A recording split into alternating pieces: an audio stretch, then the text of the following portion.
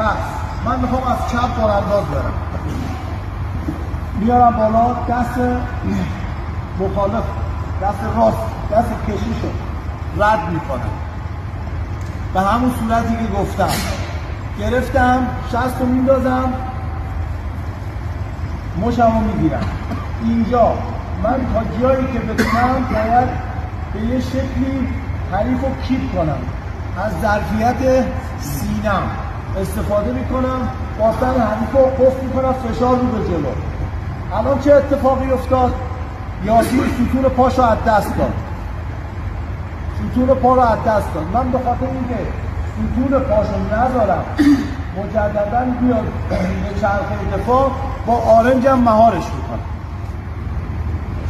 اینجا دیگه دست کاری نداره. بعدش نحوه صحیح سر منه. من نمیتونم سمت چپ برم سرم رو به مخالف خوابیده باشه. سر باید خوابیده باشه به سمتی که میخوام اجرا کنم. پس سر به سمت اجرا خوابیده میشه.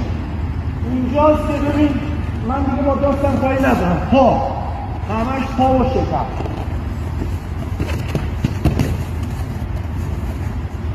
همین بارانداز میتونی از سمت چپ